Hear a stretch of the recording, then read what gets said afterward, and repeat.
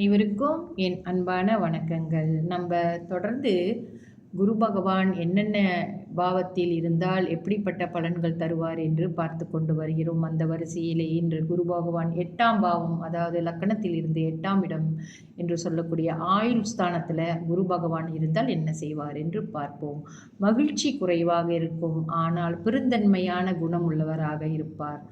ஆயுள் தீர்க்கமாக இருக்கும், சரளமான பேச்சு இருக்காது, கெட்ட பழக்க வழக்கங்களை அதிகம் உடையவர்களாகவும் இருப்பார்கள். இவங்க ஏதாவது ஒரு தவறான பழக்க வழக்கங்களை கற்றுக்கிட்டாங்கன்னா கொஞ்சம் கஷ்டம் அதிலிருந்து இவங்களை திருத்தி கொண்டாடுறது. அதனால் பொதுவாக 8ஆம் இடத்துல குரு இருக்க பிறந்த குழந்தைகள், அதாவது நீங்கள் பெற்றோர்களாக இருந்தால் சிறு வயசுலேருந்தே அவங்கள ரொம்ப கவனமோடு வளர்க்கணும். அதுவும் அந்த தசா புத்தி காலங்களில் தான் இந்த மாதிரி இப்போ ஒவ்வொரு கிரகத்தினுடைய தன்மையை நம்ம பார்த்துக்கிட்டு வந்தாலுமே கூட, இப்போ குரு இப்போ ஒரு குழந்தைக்கு வயசு ஒரு இளம் வயசாக இருக்குது, அந்த நேரத்தில் தான் அந்த குழந்தைக்கு குருவோட திசையே வருதுன்னு வச்சுக்கோங்களேன்.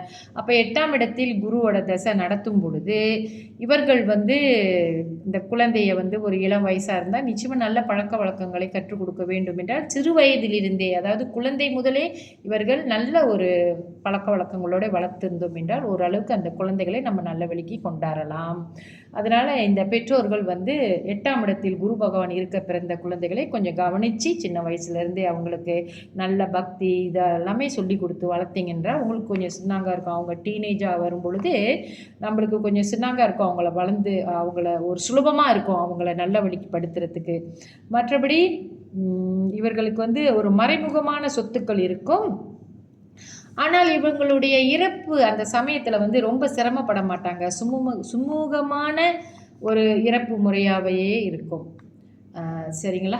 அடுத்தபடி நாளைக்கு நம்ம என்ன செய்வோம்னா 9ஆம் பாவத்தில் குரு இருந்தால் என்ன பலன்கள் என்று பார்ப்போம். நன்றி, வணக்கம்.